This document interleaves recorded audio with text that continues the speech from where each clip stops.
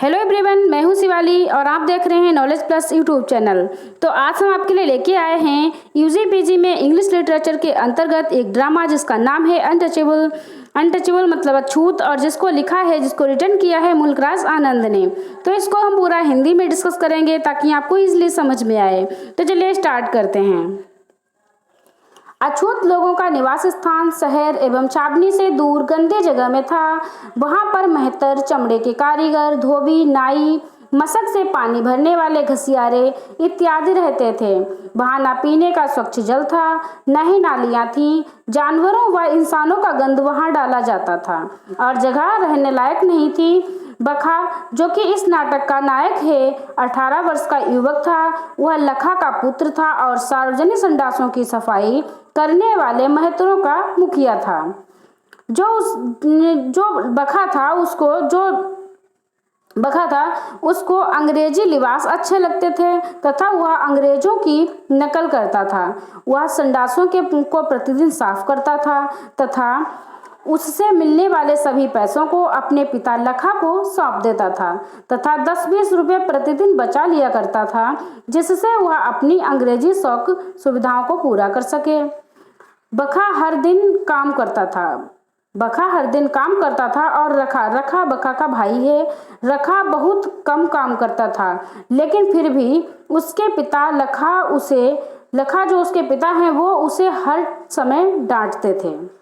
वो बखा को डांटते रहते थे और रखा की तारीफ करते थे। बखा को यह पसंद नहीं था कि लोग उसे तथा उसके जैसे लोगों को अछूत कहा करते हैं और नालियां वगैरह साफ करवाया करते हैं।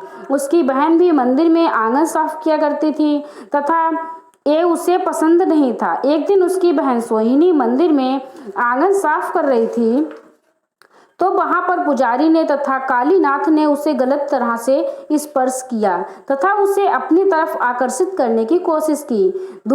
इससे परेशान होकर सोहिनी ने यह बात अपने भाई बखा को बताई तथा बखा गुस्से से भर गया। उससे बदला लेने के बारे में सोचा तथा वह भाग खड़ा हुआ। इतने में वह एक व्यक्ति से टकरा गया, जिससे वह व्यक्ति दूषित हो गया। उसने बखा को थप्पड़ मारा तथा उसे गालियां भी दी। बखा ने वह सब भुलाकर वह मंदिर में जा पहुंचा। वहां उसने पंडित को तथा कालीनाथ को मारने का मौका ढूंढा, लेकिन वह असफल हो गया। सभी लोग उस पर चिल्लाने लगे तथा भला बुरा कहने लगे, क्योंकि वह मंदिर में चला गया था, जबकि अछूतों का मंदिर में जाना वर्जित था। जब वह इतना अपमान सहन न कर सका तो वह घर पर जाकर चिल्लाने लगा तथा उसके पिता ने उसे शांत कराया और बताया कि हमें पूरी जिंदगी यहीं रहना है और संडासों को साफ करना है। यह जानकर बखा शांत हुआ तथा बहुत दुखी भी हुआ।